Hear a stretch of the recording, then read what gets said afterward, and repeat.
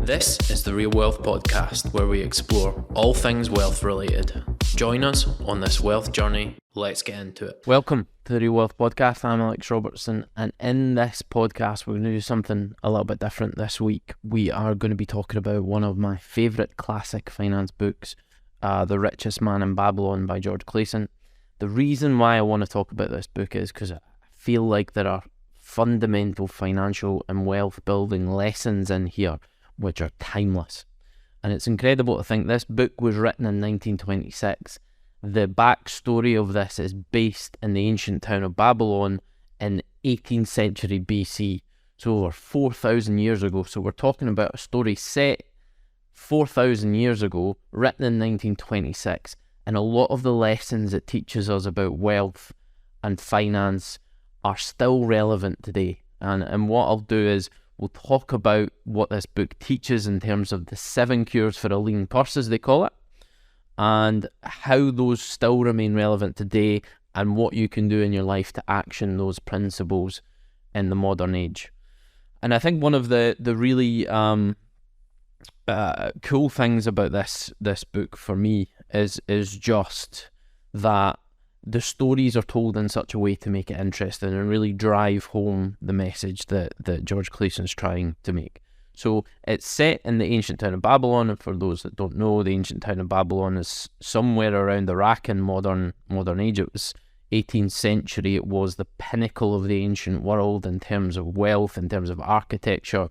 There was massive contributions made from Babylon to mathematics, astrology, literature. It was one of the more advanced cities of the ancient world. They had the Hanging Gardens, which was one of the 7 wonders of the ancient world. There was a huge amount of wealth and knowledge in the ancient town of Babylon. And I think that's the interesting point of how it's staged. So the backstory to this book is that around about the time that the ancient city of Babylon was built, with all its architecture, with its canals, with its irrigation systems, a huge amount of wealth went into building the city. And at the end of it, when the city was built, the advisors came to the king and said there are mass amounts of people within the city that are on the poverty line, that are ultimately poor, and there's no work for them. And the king was confused because he said, we've spent all this money, we've spent all this wealth creating this city. I want my city to be the richest city in the world. Why are our population poor? And the reality of the situation as it is in the modern age is that a lot of the wealth had been accumulated by a small amount of individuals who understood financial education, who understood how to create wealth. And ultimately, most of the population who had just had a job during the construction of all this city, they had spent the money as it came in. You know, they had spent it, and they'd maybe lived well during that period because they'd made a lot of money. But ultimately, they got to the end, the jobs dried up, and there was nothing left for them because they hadn't saved. They didn't know the basics of financial education, and the king looks to cure this problem going forward. And the advice of his advisors is that they assign someone to teach financial wealth, to teach knowledge on how to create wealth. And the man that they appoint is the richest man in Babylon, Arcad. And Arcad tells his story. He teaches a room of 100 people who are going to be the teachers in financial education across the lands. He teaches them his story and the 7 cures for a lean purse. And there's a lot of really interesting short stories that go around this, which make it quite interesting. But what we're going to do throughout this podcast is we're going to talk about the 7 cures for a lean purse, and we're going to talk about how they are still relevant in the modern age. So, let's start with the first cure. Start thy first to fatten even. This cure emphasises the importance of saving a portion of your income, no matter how small, and putting it to work. So one of the things that Arcad talks about, and he was originally a poor man, came from a working class background, and he managed to have a client who was very wealthy that taught him the fundamentals of wealth creation. And the first lesson that he was taught was 1/10 of all you earn is yours to keep. So this concept of that 1/10 is savings that are sacred, that you never touch, and you learn to live off the other 90% of your income. Now, whether it's 10%, whether it's 20%, whether it's 30%, the principle is still the same, that you protect those savings and you don't spend them. And a lot of modern financial books are still referring to this. The likes of Robert Kiyosaki's Rich Dad, Poor Dad talks about paying yourself first. Paying yourself first in the context of making sure that you're always putting that money to savings. And if you don't have enough money left over from the rest of the income that you have to pay your bills, then you need to find other sources of income. You need to leverage your skills, your knowledge base to try and increase your income. And the key principle here is protect your savings at all costs. So that's the first cure. Very much still relevant today, and very much one of the key things when we talk about the 4-season wealth, where you want to learn to control your money, being able to assign a portion of savings and protect that is a key control mechanism we need at the foundations of starting to build wealth. The second cure for the lean purse, control that expenditure. And this cure is obviously about living within your means, understanding the difference between what you want and what you need, creating a budget around your finances and sticking to that budget religiously, making sure that you are measuring at the end of the month, checking your progress and sticking to what you say. There's no point in setting an unrealistic budget that you just ignore at the end of the month and move on with your expenses. There's no point at the end of the month saying, you know, I've said I'd spend 200 quid, I'm going out and eating this month, I've spent that already, but my mates are going out this weekend, screw it, I'll just do it, I'll just dip into the savings. You know, you need to take control of your finances and stick to your budgets. What gets measured gets done. If you're measuring your budgets, if you're measuring at the end of the month, you're checking your performance against it, it's much more likely that you're going to stick to it. So that's one of the key lessons in this here is that if you can't control your finances, then you can't start to build wealth. It's impossible. And you've got guys like Martin Lewis who are champions for the consumers in the modern age that will teach you how to minimize your costs, how to save money on your insurance, or on all sorts of expenses that you have month to month, how to make sure you get the most out of your pension, how to make sure you get the most out of even things like your food shop.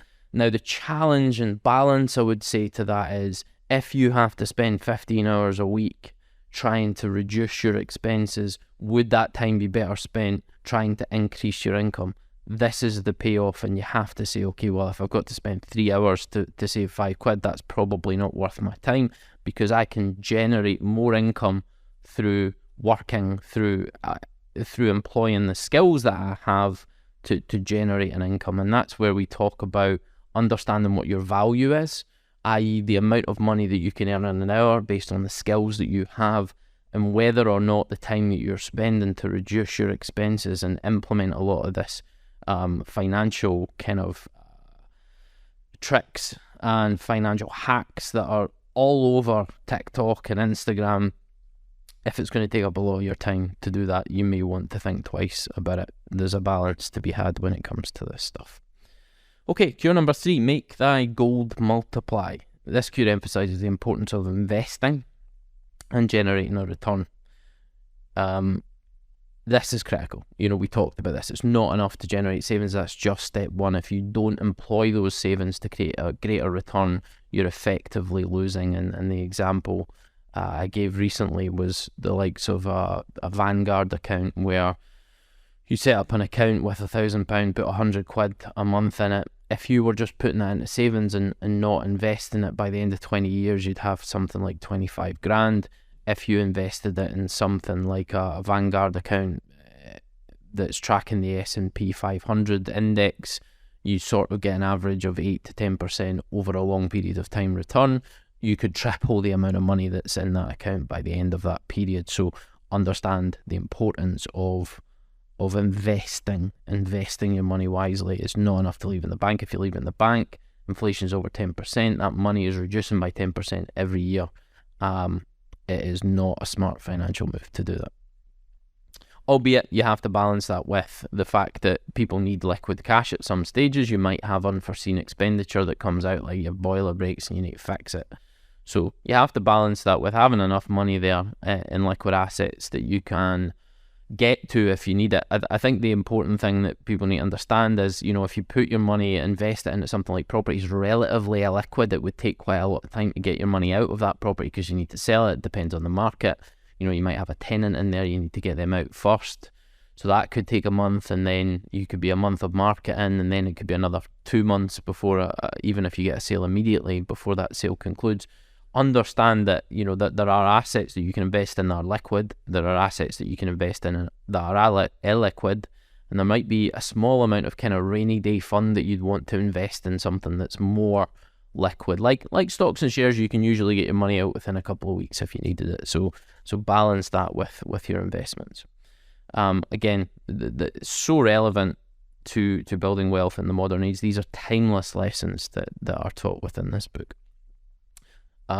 Guard thy treasures from loss. And this cure really puts the importance on being careful who you take advice from and doing your due diligence. I can always struggle with that word. Due diligence before you make an investment. And the story that Arcad tells is when he, after his first year of saving 1/10 of all he earned, he went to invest that money as he was advised to by his mentor. And when his mentor came back, he said, "Yep, I've invested the money. I've given money to the brickmaker who's going to go to the Venetians to buy jewels, and he's going to bring them back to Babylon, and we're going to make a lot of money on that." And his mentor says, "Well, your money's gone. Try again next year." And he was right. The money was gone because the jewel maker had went to the Venetians. They'd sold him some worthless glass. He brought it back, and it was effectively worthless. So the lesson there was really, don't take advice from the brickmaker about jewels. You have to invest your money with people who understand, who have a track record of what they're investing in. And my ultimate lesson from this would be, the more you know, the more you equip yourself with knowledge. No one will look after your money better than you. So if you educate yourself and you understand very well what you're investing in, then no one will invest that money better than you. So that is the core lesson for me, and we teach that to everybody that comes to us on property investment. The more you know, the more you equip yourself, make your own investment decisions. Do not take advice from people that have not been where you're trying to go. Is one of the principal learnings. Okay, cure number 5. Make of thy dwelling a profitable investment. And this cure is about trying to generate some income from one of your largest assets, which is your home, either by renting out a room or investing in other real estate. And this truly is a timeless lesson, and we talk about it a lot in terms of the Rich Dad Poor Dad book, because they talk about your asset, your biggest asset in most people's view being your home, and the reality is, for a lot of people, it's a liability, because liabilities take money out of your pocket. All your house does is take money out of your pocket in terms of mortgage interest monthly. And in reality, your home only becomes an asset when you decide to sell it. When you make a decision to sell it, then you can realize the capital gains in that house, then you can create cash, then it becomes an asset. But what most people then do is buy a bigger house, buy a bigger liability, buy a bigger mortgage, and again they just create increased liabilities. So it's understanding that your home may not be the best asset that you have. And I gave an example of this on my social media recently, where essentially a lot of people could be sitting on equity in their house, which, if you leverage that, took money out of your house, you could buy to let properties. You can build a profitable buy to let portfolio that not only generates income, but will also cover the value of your mortgage on a monthly basis. So it will generate enough profit to cover your mortgage on a monthly basis. So effectively your mortgage is paid off. It's not in reality, but it's covered financially, so you're not having to pay for that. And that's just with a bit of financial engineering, just a basic bit of financial engineering. So it's understanding that there's all these games out there that you can play to improve your financial situation, and real estate's a massive one, because in that instance, not only have you got your mortgage covered, you've now got multiple assets which you're getting the capital gains on going forward in perpetuity, and property has shown that it doubles every 12 years roughly, historically, and there may be ups and downs year on year, but in long-term investment, property is a great opportunity. The other thing to mention here in the modern age is things like Airbnb generally make it quite easy to be able to monetize your home. If you're going away for a couple of weeks on holiday, then there is an opportunity to rent your house out on Airbnb and cover a decent chunk of the costs of your holiday. By doing that, a lot of people aren't comfortable with that, but if you structure it in such a way that you have lockable cupboards and all that where your kind of valuables are kept, it can be a way to generate money. People go and travel the world and rent their own property out, and that helps them generate enough income to be able to cover the cost of their accommodation as they're traveling. So there's a lot more flexibility in terms of real estate now with things like Airbnb and spare room and all that. So there are ways to monetize your home quite easily, and there's a lot of tax benefits of doing that as well. You've got the rent a room tax relief in the UK. So yeah, be aware that there's a lot of strategies out there, and this point has probably become even more prevalent over the ages. Okay, the sixth cure for a lean purse: ensure a future income. This cure emphasizes the importance of planning for your future income and taking steps to ensure that you'll have a reliable source of income when you need it. And I think it's just starting to think about retirement planning. I've always been a bit reluctant to think too much about retirement, because I feel like if you're passionate about what you do, you love what you do, you can and you create enough wealth and income through that passion, then you can have many retirements and go away for a long period of time. But ultimately, you always want to come back to what you're passionate about, and you want to do the job that you love. So I've never been that set on retirement, but it's understanding that if you got to a point where you weren't able to work through health, then you have enough income there, and you have enough savings and funds and investments to make sure that you have a passive income to be able to live off in that situation. And that's where pensions become a really, really beneficial tool. Huge tax benefits to them, and we talk about SAS pensions quite a lot, because they not only give you all the tax benefits of a pension, they allow you to avoid a lot of corporation tax if you have your own business. They allow you to reinvest funds back into your business and help grow while still taking all the benefit of a pension fund. So this talks about things like pensions, income generating assets, so investing in things that are going to pay you an income for the long term, that don't rely on you to be out there working to be able to create that income. Because if it did ever happen, then that you weren't able to work, you need to know that there's a plan in place. So again, very relevant in the modern age, that cure. And finally, the seventh cure for a lean purse is increase thy ability to earn. And this is all about education, increasing your own skills, increasing your potential to earn. And I spoke about this, I think, in the last podcast, where ultimately my view is that your ability to earn is intrinsically linked to your knowledge, your skills, the increased knowledge and skills that you have. I mean, think about the modern age just now as we are. There is no time in history where the world will move forward as fast as it's going to in the next 10 to 20 years. The advent of artificial intelligence, there are new things coming out every week at the moment that artificial intelligence can do. If you can't keep up to date with all this stuff, you're going to be left in the dust. If you're not continually growing your knowledge, growing your understanding of the world, you're going to be left behind. And that's never been more true than it is now, because the world is moving forward at a scary pace. You can't afford to be left behind, so you have to create those skills, you have to create that knowledge. At no point can we afford to stop learning, because it's ultimately and intrinsically linked to the amount that we can earn. You have to understand that. And again, as I said before, in retirement, if you love what you do, you're passionate about what you do, you don't want to retire. You want to be able to take many retirements throughout your entire life when you can enjoy it, not when you're old and your health is failing you. But the reality is, most people get to retirement anyway, and they're massively underfunded. The average pension pot for someone in their 60s in the UK is something about £60,000, which is not going to get you more than a couple of £100 a month if you're really lucky, but it's just not going to help. And then to rely on a pension coming in from the government by the time someone like me in my late 30s hits retirement in my 60s or 70s, it's going to be marginal at best. So most people, unfortunately, will in future not be able to. We're taught from a young age that there are these three component parts to life. There are the learning stage when we're children and we're just learning how the world works and the fundamentals, and you need to go through the school education system to get base knowledge before you get to the second stage where you can go into the world and contribute to the economy, and the earning stage. And then this third part of life in the yearning years where we go into retirement and get a well-deserved break. Those three stages are fundamentally wrong. If we're not learning throughout our entire life, we're massively limiting the amount that we can earn.